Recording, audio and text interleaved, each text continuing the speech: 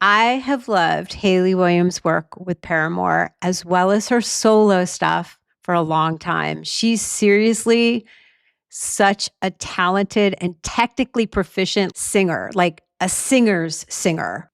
She's also just funny and smart and so articulate about music, both her own and other people's. Hayley and I had emailed before we had this conversation, and she even wrote a blurb for my memoir, Rebel Girl, but we'd never met in person. So it was a little bit surreal that the first time we really connected was at a live event at the Rock and Roll Hall of Fame in Cleveland back in March 2025. We chatted in front of a sold-out audience, and I think by the end of the event, we were totally friends.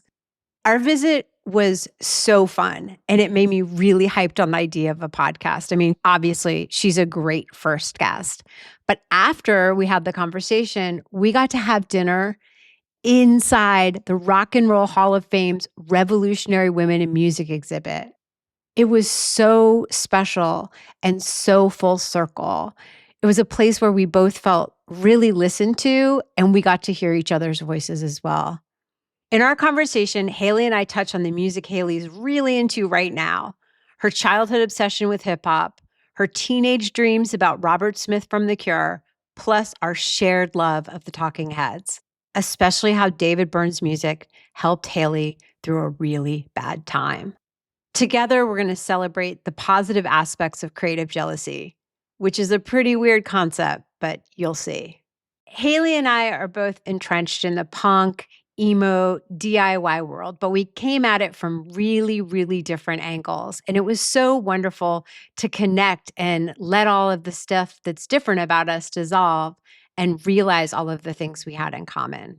So we kind of filled in the blanks for each other in a lot of ways. And when we left, I felt like I'd actually learned a lot from her. I'm so excited to share the conversation we had with you. So let's take a listen. Hi. Hey. Thank you, everybody, for coming and for selling out the show. Sold out show with Kathleen Hanna. So tonight, I'm hoping that we can talk about joy, specifically the unexpected moments of joy that we get from music. Music's such a cool medium because it surrounds you and it can become almost like a cocoon that you get inside. And I think right now, when so many of our rights are being taken away, a lot of us are being treated like we're the background characters who don't even deserve to exist. To be able to put on your headphones and walk down the street and be the main character in your film is a really important sensation that I don't want to forget. And so I'm really hoping this conversation will help remind me, and hopefully you all in here, that it's okay to feel joy during tough times, and that these moments of joy that we get through music can give us the fuel to go out and speak back even louder. I'm just really thankful to be here with Hayley, who I've had an email friendship with, I guess, for a while. Yeah. But we haven't been able to meet. So thank you to the Rock and Roll Hall of Fame for allowing us to meet up, because this is how we got our free hotels. And Hayley, you are one of not only the most technically proficient singers. I'm not super technically proficient, but I love technically proficient singers who can like go from a talk to a full out to a staccato, really rhythmic thing. And I think you're just so fucking fantastic and such a great singer. And I'm really, really thankful that you came and you drove here. I did. To have this conversation. I can't. Are you excited, Hayley? I am. After that introduction, you better be.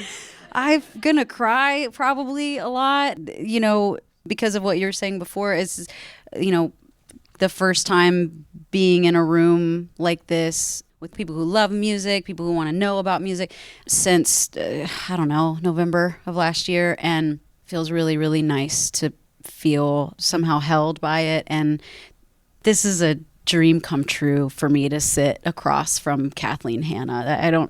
I can't even. Did you think my hair was going to look like this? I don't know. The hair woman really went wild with this birdcage thing, right? I mean, it's great. You always look amazing. So I mean, why not? Come You're with at the whatever Rock Hall hair of Fame. What do you should do this. So I heard you took a road trip recently, and I'd love to know what you listened to on the way here. Okay, so on that road trip, a friend made a playlist, and I got to, I get lost in that. A lot of new stuff on there. Tizo Touchdown, Dean Blunt, Nula Frianya. But I've really been into this band Night Party. I love their record. It's just goth and huge. And when you hear her voice come through the speakers, it cuts you.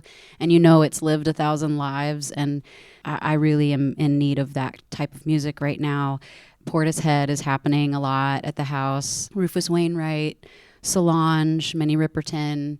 I'm listening to Minnie Riperton a lot in general, but especially like on a big drive. It's just beautiful. What was the first way you ever listened to music? Was it a stereo of your parents in the basement? You're too young to have had a Walkman, but like I did. You did? I did. I got to experience all the fun little technological events. So you lived through analog and digital? I did. And my dad owned a car stereo shop when we lived in Mississippi. So my experience of music was very immersive. My dad had this room that was full of speakers and just amps and subs and all these combos that you could write. It was sick. Yeah. It's kind of like your dad owning a water park. I mean, totally. It was heaven for me because I would get to go there and dial through the radio and pick what combo. Like, I really should know much more about recording and sound engineering because I was like, these tweeters and these subs and woofers, I was into all that shit. So that's how I loved hip hop when I was so young, because I really loved bass. I loved to be hit with it, And at the time, Outkast was big and Juvenile were happening and Lil Wayne was I say Lil Wayne. I can't for the life of me say Lil Wayne, and my friends make fun of me, but Anyway, Little Wayne, I was a big fan of. That was my first real experience. But also, I read in your book that you went to the skating rink a lot. That was such a great musical journey to be on skates. Wait, so you roller skated? Oh, I love roller skating. Should we do that? You're 20 years younger than me. I'm so happy to hear that roller skating came back because, Yeah. I actually have family members who are professional roller skaters in the 70s and 80s at this place called Oaks Park in Portland, Oregon. Then rollerblading came in and it totally wiped out their careers. So I kind of thought, kids stopped doing it then, but no, I mean, case in point, it did not. I tried to rollerblade because I saw Hanson do it in their music video, but roller skating is just so much cooler. They didn't make you want to try rollerblading. You saw that? Yeah, no. I'm going to just change tracks. Is there an artist that you have a specific attachment to because of the state of mind you were in when you discovered them? Oh yeah. The Talking Heads. I mean, they were always around, right? Like since before I was born. But when we were writing for our After Laughter. Thank you. I was in such a depression. I was home alone a lot, and my nightly ritual became watching Stop Making Sense. And I genuinely felt like I knew those people by the end of that summer. And it was also like the first time I got to watch a band where white and black talent merged in this very incredible way. Like, it was so inspiring to me to see this art punk band with members of Parliament, Funkadelic, on stage with them, who I grew up listening to Parliament as well. And like, to realize that it's okay, like it can all exist together, and it actually is pretty punk rock. And there's this scene at the end, there's this shot where the camera pans across. It's the last song. I think it's Cross-Eyed and Painless. And you see all these different people dancing together. And it's the 80s. So, everyone looks cool and is dressed to the nines, but like all these different people from all different places and their stories, and they look so happy. And I was like, fuck, like that's what I want to play to. And it really was that album that I started to notice our crowds became more and more diverse. And I had a moment on stage during After Laughter touring cycle where I teared up looking out because I felt like I get to be those people that I saw on the stage. And now I know David Byrne a little bit better, which is crazy. Yeah, me too. Yeah. I don't make a lot of friends in this industry. It's a very lonely, and we talked a little bit about this. I am not good at making friends, but Uncle David, I Will Die for You. And he is so passionate about so many different types of music. I feel so connected to Talking Heads for some reason. I guess because it was about more than just the songs. It was about a movement or something for me. So do you think that record kind of helped like pull you out of a depression? Speaking in tongues is Prozac. I definitely have this very specific memory, actually. I was getting dressed. I had just bleached my hair for the first time, which I think was, hair and fashion are so important, I think, for our experience of ourselves moving through the world, especially when you're in a place where people are looking at you. I bleached my hair. I was trying to get to know myself again. I was getting ready for the day for the studio, and Girlfriend is Better was on. And there was a moment somewhere in the song where, I was stone cold sober, but I was like tripping balls suddenly. Like, this is how I want to feel all the time making music. I didn't end up getting diagnosed with depression for years later, but I know that album helped me so much. That was really beautiful. Thanks. You're welcome. Well, I listened to Cat Power when I went through a really bad breakup, but Wow. that's not that exciting. No, it is though. It is so exciting. Cat Power is powerful. But then I couldn't listen to Sean Marshall singing because it would make me really sad and bring me back to that place. But then I saw her live, and she's such a mesmerizing. Has anybody ever seen Cat Power? I didn't know. We were at a festival, and I went out and watched, and I was like, she's so incredible live. Did it change your relationship? Yeah, and like she can like move just a little bit. Like she doesn't have to be like dancing around and like looking at you and like giving you everything. She can just like move a little bit, and it's like, man, it's like she's really got this like magical, shiny feeling about her. Anyways, I was wondering also, can you think of a time when an artist or a song changed your musical direction? And it can't be Talking Heads. Okay, can't be Talking Heads. Or it could be like a warm-up song like Lake Tigre. Maybe on Lake Tigre, we used to always listen to Family Affair by Mary J. Blige. Oh, okay. Before we went out. God. Because it was like, we don't want no hateration in the dancery. Yes. And leave your drama, your situation at the door. Because we're a political band, which just means like we're human and we're alive. And we're You paying care attention. about shit. So it was like we are always getting shit from all sides. It was like, you're not political enough. You're political in the wrong way. You can't be on this mainstream thing. Yeah. But yeah, so... Wow. Actually, at the hotel that I'm staying at, they have a place called the Noshery. And I don't you know hateration, holleration in this noshery. Right. Yeah. You got it. You're my new best friend, God. Hayley. Okay. I was wondering if you ever went to see a live performance that you were like, I have just been completely changed. I have been saved, or I'm changing everything I do about my life now because that was like a really important live performance moment that you've witnessed. Yeah, absolutely. Before I moved to Nashville, I was like 12 when I moved to Nashville with my mom. I was exposed to what was on the radio, maybe what was on MTV. And so I discovered a lot of shit that I loved that way. Like Missy Elliott was a big moment for me, seeing her video on TRL for the first time. But once I moved to Nashville, I really started to be exposed to more like underground music, like indie music. And that's kind of when I met the guys and we started sharing mixed CDs and discovering music together. I ended up at a show that I wasn't supposed to be at. It was like a 21 and over show at this place called Exit In. Have you ever played Exit In Nashville? I don't know. Maybe. Who wants to know? I was at Exit In to see this band called Year of the Rabbit. And Year of the Rabbit was two members of this band, Failure, that the guys and I really liked, but they were broken up. So we thought, we'll never get to see Failure. So I got to see Year of the Rabbit. And I was so new to this earth that I knew of The Cure, but I didn't listen to The Cure at 13 yet. I was not that lucky. So embarrassing. You didn't know about The Cure, because when I was 13, I was like listening to Bauhaus demo tapes and I was like listening to Donnie and Marie. Exactly. So my first experience of The Cure was actually Year of the Rabbit opening their show with Disintegration. And my jaw, if you could have seen it break open and fall to the floor. Because Ken Andrews' guitar tones are ungodly. And I am a child standing in the middle of a room of fully grown adults being like hit in the face with this wash of light, and there's these silhouettes on stage, and Disintegration is coming out. At this point, I think this is a Year of the Rabbit song that I don't know yet. And I got the set list. I went home and I don't know, Ask Jeeves'd it. Shazam wasn't available that day? Shazam was not. It wasn't ready. It wasn't quite ready.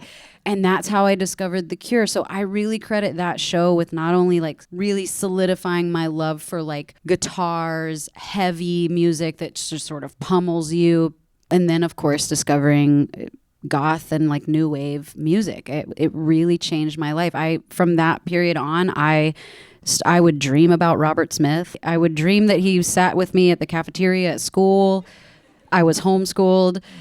Like, you know what I mean? Like, I was obsessed with Robert Smith, and it's kind of because of Ken Andrews. And I just got to play a benefit, and I asked Ken, the only way I could do it is because I was stoned out of my mind. And I emailed Ken Andrews from Failure and was like, you want to play a benefit show with me? And thankfully he was down, but like, I got to tell him, like, you changed my musical life, you know? I got exposed to a whole different side of music, and it eventually led me to bands like yours. And like, anyway, that was a fun time in music.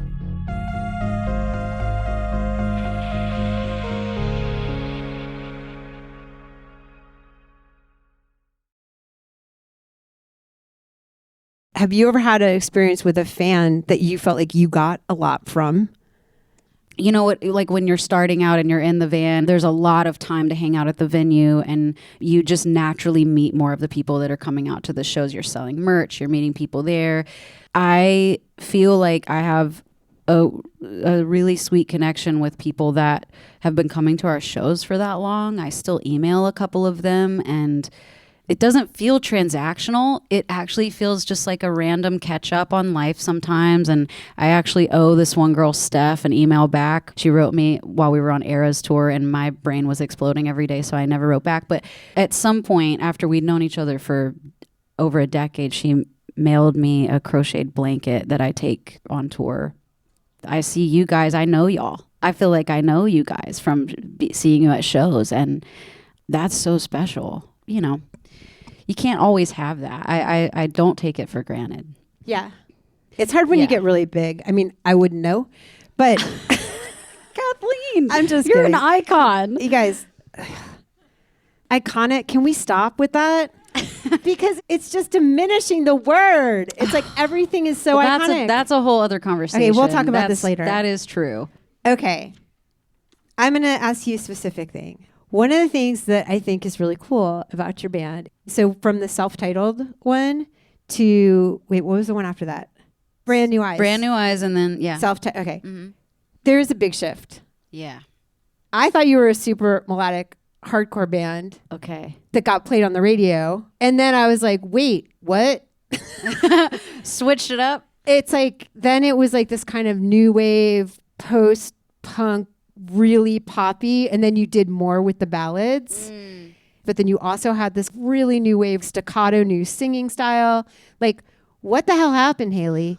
I know that there was a lot of personnel changes, but like, I'm more interested in what happened musically, because my guesstimate, and from doing a little bit of sleuthing into what music you grew up with and stuff, I was like, oh, she's getting back to this stuff originally, because I don't know if this happened to you, or I'm sure a lot of people have this happen where at a certain age you realize that you dress exactly like you did when you were 12. But I feel like with music, it's the same way. Like, I was kind of embarrassed of the stuff that I was into, being in a punk band and secretly listening to a chorus line. Yeah. Firstly, when I read your book and I read that you liked a chorus line, I love musicals, and I feel like I'm the only person in a band that ever likes musicals. So I thank you. Thank you. I can tell you like musicals. Okay. Didn't hide it. I think we hear it. Does anybody else hear it? And yeah. I love musicals. But yeah, you're totally right about coming back to yourself. Another thing that I found reading Rebel Girl is that you were so unashamed in telling your story that it made me feel like I could go back to those versions of me and be like, it's okay. You know, like everything that you loved, everything that happened to you, everything made this experience, you know? Yes, like I did really grow up loving soul and funk music, Motown records. And I got a really cool broad education of music because every person in my family liked different music. But I fell in love with guitars, and I fell in love with this idea of being in a band, and we very much went one way.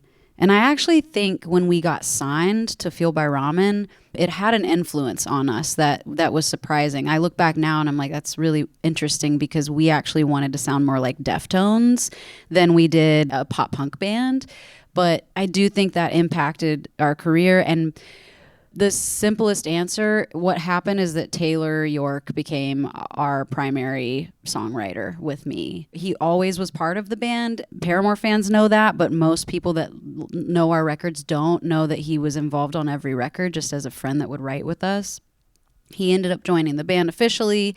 Eventually, he and I took over writing duties, and we always connected on the stuff that, like, for instance, I didn't connect with the rest of the guys, like The Rapture and The Cure and Me Without You, which is one of my favorite bands of all time. So many artists that were maybe a little bit more angular, like Block Party. And so when it was our job to create whatever Paramore was going to sound like, we were just more interested in, like, let's go to places we haven't been. We've already done this thing. And honestly, the world that lives in is kind of gross, and we don't want to be a part of it. Like, no shade, but also full shade. I really didn't want to feel beholden to Warped Tour. And at the same time, I think it can be both and, which I'm kind of still learning to be okay with. Like, it's okay, and it's actually amazing that we were able to build our career there in a way. But I learned a lot about what I don't want to be and how I don't want to carry myself. And Taylor and I made that sort of unspoken agreement that we were going to go into new territory, and that's what happened. And it went further with After Laughter than we did on Self-Titled. Yeah, I mean, it's such a cool thing as a fan to be watching and to see that, wow, you can do it. Like, I had to switch bands to do that, to change direction. Right, but yeah. like, you stayed in the same band and you like totally changed, and like your fans came with you. And I just think it's so great that you took that leap. One of my favorite ever like big changeovers in music was the Jam to Style Council. Do you all like the Jam? Anybody here like the Jam or Style Council? Do you need to educate me? You know about the Jam and Style Council, right? I don't. Okay, so the Jam is like a punk band from England, Paul Weller. Oh, okay. Paul Weller, I know the name. Yeah, Why do I not know the Jam? If it was like, yeah, I can't say anything about this because I put up a picture of him in the studio, and my husband was like, no. And he's like, you got to stop with that. Like, you're looking at the Paul Weller like picture too much. No, so the Jam was this great punk band in England, and they're playing shows, and then all these like football blokes start showing up to their shows and being dicks. And Paul Weller wasn't into it, and he also wanted to go in a different direction. And so he started this band called the Style Council with his friend, and it was like heavy on the keyboards, and it was very new wave. It was like not masculine in a what they would say a typical way. Yeah, it wasn't right. toxically masculine. Right. A very cool story that I feel like I should have known this. This Yeah. is really cool. So he changed direction also because he wanted to do a different kind of music, but also because, like you, he wanted his audience to change. And like in Bikini Kill, we used to have these really calm instrumental songs that we would play when people started beating each other up. And we would just play this obnoxiously calm instrumental music until people stopped. Wow. So I like really related to the Paul Weller thing, but then also the thing that I thought was really cool about him was that everybody kept coming to their shows and yelling, this is a modern world, or like, a Jam songs. And he got so sick of it that he hired a Jam cover band to do their songs before they came out. So it's like you could hire a band to play Riot like before your show. That's a great idea. You should get like a Rock Camp for Girls band Yes, to come out and do like your early record. Why have we not ever thought of this? Why have we not ever thought of this? Wow. Okay, I love anyways. learning music history from you. I need more of that. Have you ever gotten a specific songwriting tip or a tip on how to survive in the industry by another artist? No. Me neither. I mean, I'm no. just like you. I really, really actually have never felt like I've had a real mentor in this industry. And Here I am. I've been waiting for you, Hayley, for my whole 35 years. Thank you for being a friend. Oh, God. But yeah, short answer is no. Okay, here's another question. Do you have a song that makes you totally nuts so you want to run out of the room every time you hear it and it can't be the Cars for Kids theme? Oh, no. Whatever I say. 100 Cars for Kids. Or you can tell me a song that you felt like you couldn't escape. Like it kept coming on and you're like, oh, again? I mean, the one that pops into my head first is Firework by Katy Perry. Yeah, I can feel that. It's omnipresent. And that year was hard. That year was hard. And she's written so many fucking incredible songs that like her first record came out and I was like, yeah, in your coat. Like in my head constantly. She's amazing. She's a great writer. But that song, I don't know. I won't pick it if I'm at Waffle House and I go to the jukebox. That won't be the one I go to. But also the first commercial for Ozempic, the song for it. Hello? Oh my God. you know? I can't think of it, but I I can't know exactly either. what you're talking about. And I'm like, are you serious with this? It's terrible. Yeah. Oh, Ozempic. It's a cover. It's a cover of it's magic. It's magic. Yeah. Did I just harmonize with Hayley from Paramore? Okay, I can tell my kid I did that. No, I have a kid, and so my nails on a chalkboard thing is the fucking Trolls soundtrack. Because he was like 5 when that came out, and I was just like, Pharrell, I love you, but enough. Dude, I can't imagine. I truly cannot imagine. Oh my God. I bet, but did you get caught in the Frozen soundtrack? Oh yeah. Tornado? You did? I liked that moment. Frozen was a palate palate cleanser cleanser. from Trolls. Yeah, and they've been trying to just do the Frozen thing ever since, haven't they? And they can't until Wicked came along, and now everyone sings that. Oh yeah. I'm happy about that. Good. I'm very fine with Wicked. I really want to go see a musical with you now. That's just now a new goal that I just came up with. Okay, I want to go see like a junior high or middle school version of Annie with you. I would be And then honored. talk trash on the orphans. And be like, she really could have hit that note a lot better. Oh my God.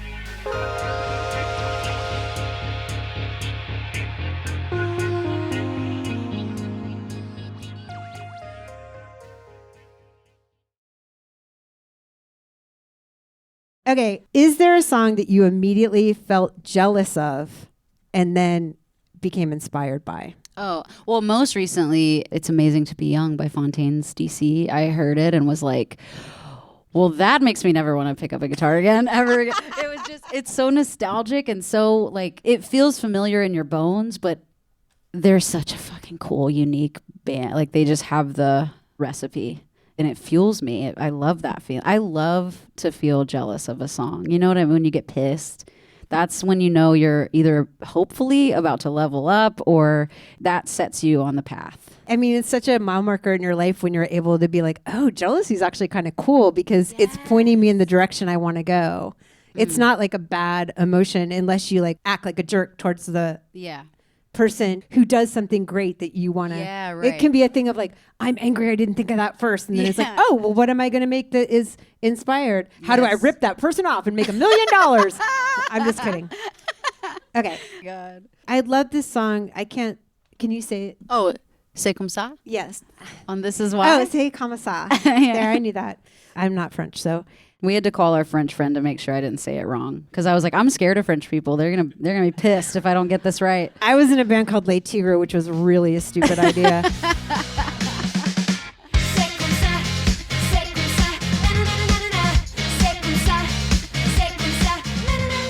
Okay, I love that song, and I have to admit, I felt jealous. Did you? Yes, I did. I felt jealous. The chorus, the na-na-nas are so good. Oh and it's my- like, there's that really fast, catchy part, and you start with the hook. Give them the goods. Give them the goods right away. Yeah. It's so fast. It's so catchy. It's so exciting. And then you go into this talking part, which I hadn't heard you really do. Is that the first time? Yeah, you did that was the first time. Okay. In a single year, I've aged 100. My social life, a chiropractic appointment.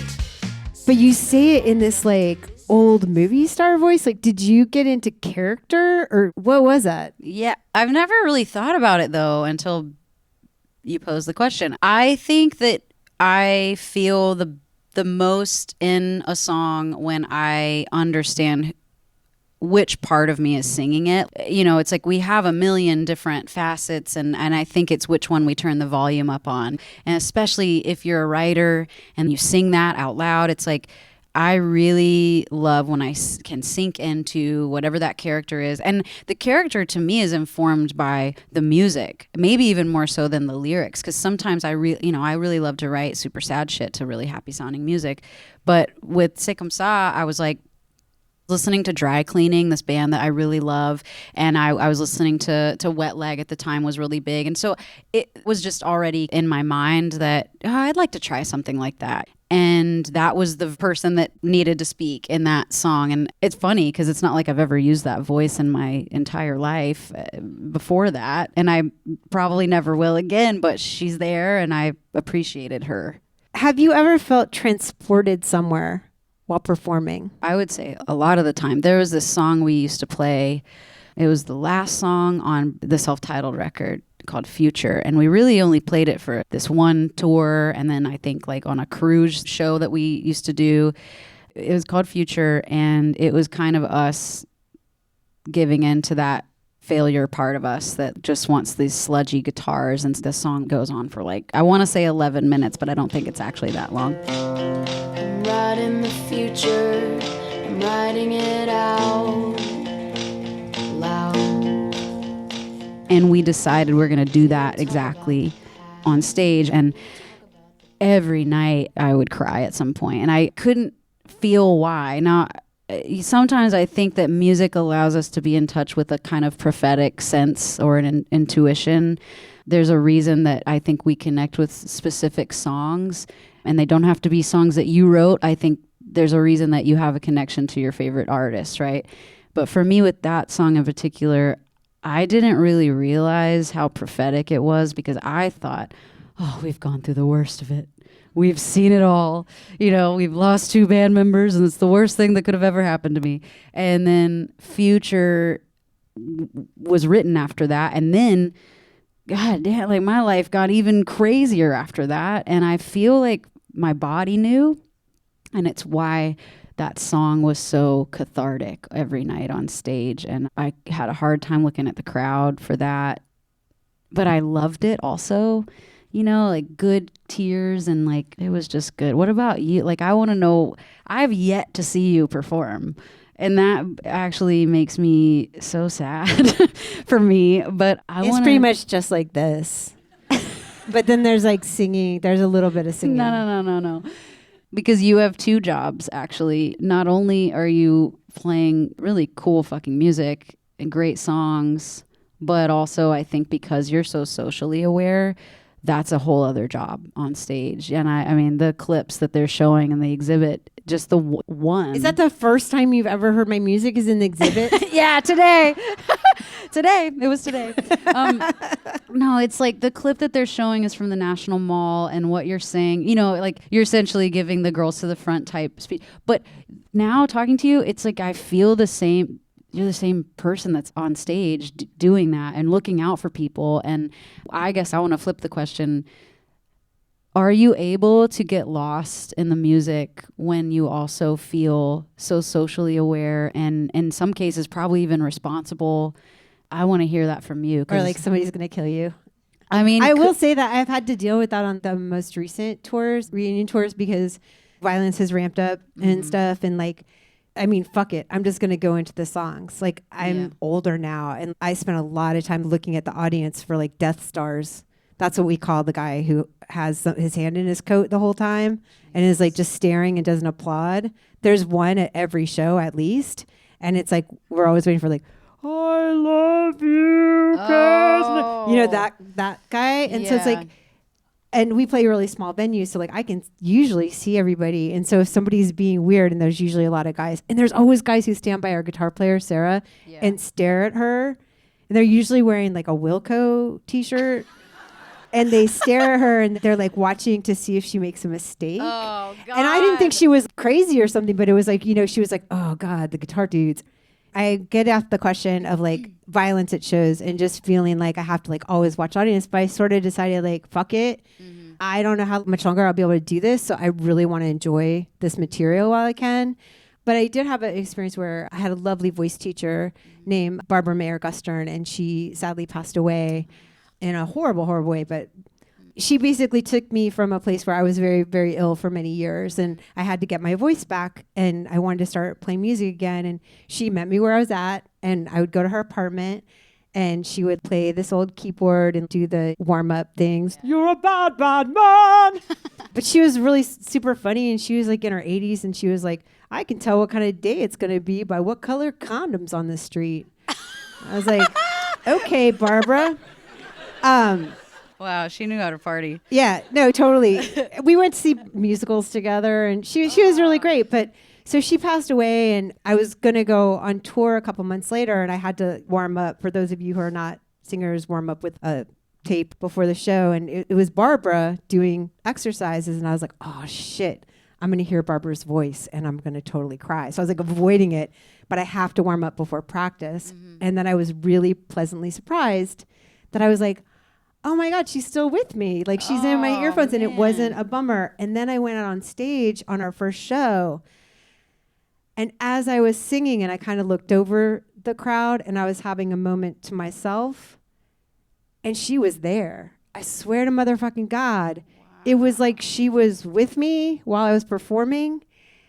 And I started to get super excited to go on stage because I could see Barbara. Oh my God. Because every time when I went out and I would really let go of myself, she was with me. And I could just hear her telling me what to do. And she would really sometimes tell me what to do.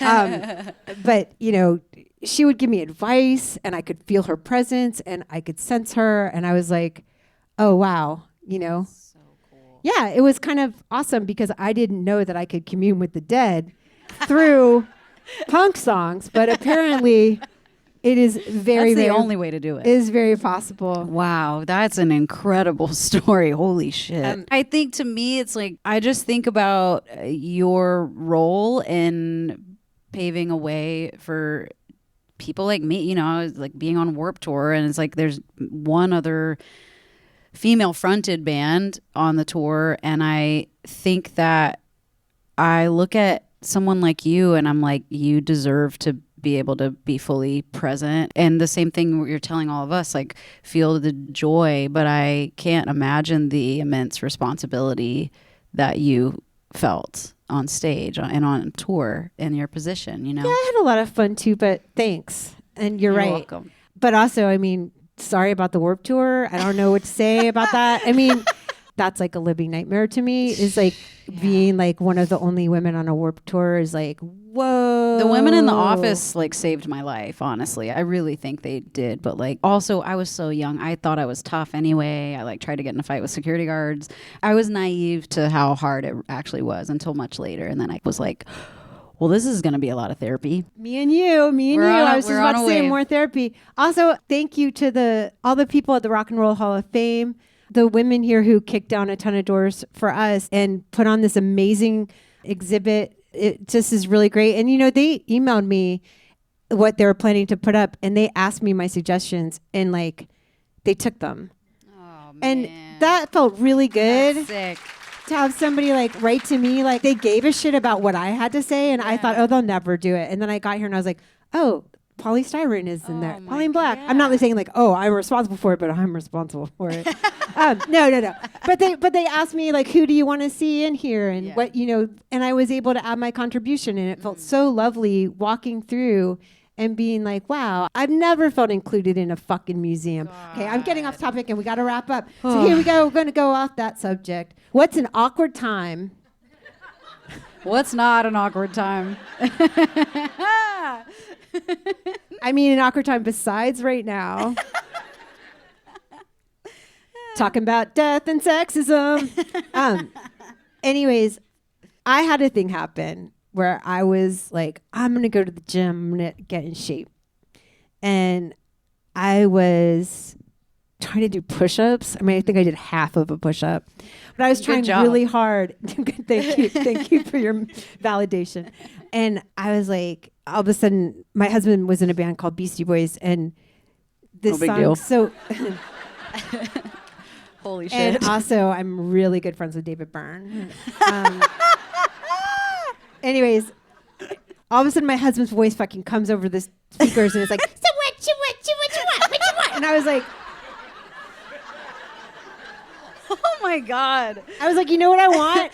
I want to do leg lifts without you fucking yelling at me. That is what I want. That is what I want. So I was wondering if you ever had a time where you were somewhere and you either heard one of your songs or a song by a friend, and you were like, oh God. And you can't, but you know what I mean? Like a time where you're like in a store and like a Paramore song comes in and you like run out, or I guess I just told you your answer. Every time I go to Kroger, I swear they're playing Hard Times or Ain't It Fun? Oh, and then the one time that I was like, I'm going to film this. I'm going to like catch this. It was the one time that the cashier kept talking, and then I felt like an asshole for wanting her to stop talking so I could hear my own song. Like I'd never heard it before. I was like, God, that video probably exists on my phone, and you can probably see my frustration. So if I find it, I'll post it. If I don't find it, then I deleted it out of shame. Either way, it was embarrassing. But Paramore always comes on at the worst time. I don't know how many of you know all the lore, but there's many ex-Paramore members that live in Nashville that you can just run into. And I haven't really, but the one time I did, Taylor and I were having coffee, and we were dealing with the fact that Jeremy was no longer in our band. So at this point, we're like, oh God, we're 3 men down. We might as well just pack it up, go home. And we're sitting for coffee, and he's trying to ask me questions about, like, do I really want to quit? Or what about the band can we salvage or whatever? And then one of the guys that used to be in the band, the one that I don't like and that I would fight,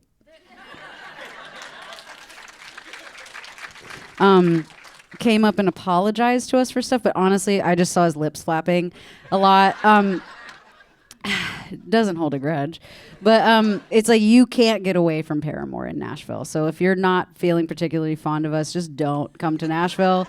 Don't go to Home Depot. Don't go to Kroger. Don't go to Walgreens. We're there. So it is always awkward because even if I'm feeling really particularly proud, what am I going to do? That's me.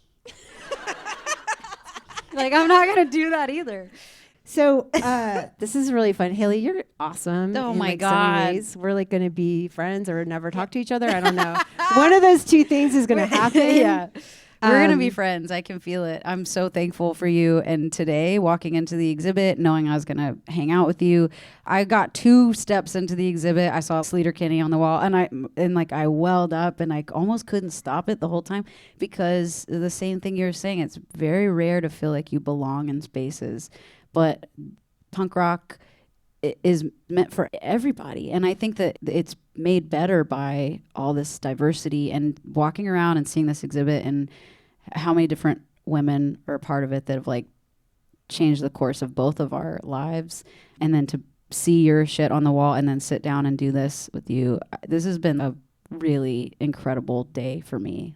I'm so grateful for you. I love your book. I think you're fucking incredible. And I love getting to watch, as a fan, you step into what I can see is this new chapter of your career and your life, and owning your power in it and being down to kind of be mentor, to really like teach from where you've come from. It's like, man. I'm just trying to be a part of the current conversation. Listen, you are part of the current conversation. My manager and I have this whole thing worked out, and this is but step 1 in my takeover of the Rock and Roll Hall of Fame.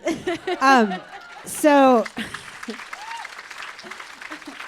is there anything on the horizon that we're allowed to know about? Or? I mean, I am writing a lot and making more music, and I'm doing it with a lot of different people. I'm really having fun. We're finally like independent, and I feel like I'm really sowing my oats. I'm really letting myself explore all the types of music that I love. And the only thing I can sort of say is I just got to make a song with an artist that I can't believe I got to sing with. It just filled my soul. And I don't know when it comes out because it's not my song, so it's up to them. But I can't wait to... Is it Lil Wayne?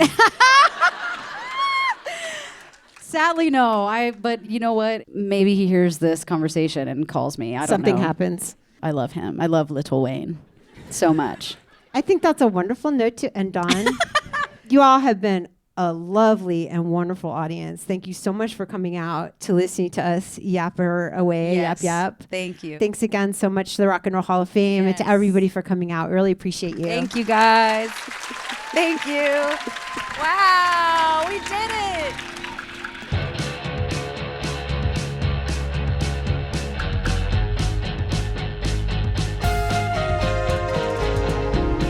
I'm your host, Kathleen Hanna. For more about Music Makes Us, you can follow me on Instagram, TikTok, and subscribe to future windows on Substack for exclusive content. Music Makes Us is a production of Radiotopia and Talkhouse for the Rock and Roll Hall of Fame. The production team includes Jocelyn Gonzalez and Morgan Flannery of PRX Productions, Shelby Morrison, Jenny Thomas, Melanie Wiggins, and Risa Gurkey, with special thanks to Dawn Waite, Sarah Deely, and Ben Adair. Yori Lasorda is the showrunner, and Nick Dawson is the editor. Executive producers are Liz Peshkis, Ian Wheeler, Audrey Martovich, and Uli Boita Cohen. Publicity is led by J.R. Johnson, Sarah Avron, and David Catrone. And on the marketing team, we've got Mike Russo, Maggie Gorville, and Carter Lou McElroy. We'll be back soon with more Music Makes Us. Tell all your friends and subscribe wherever you listen to podcasts.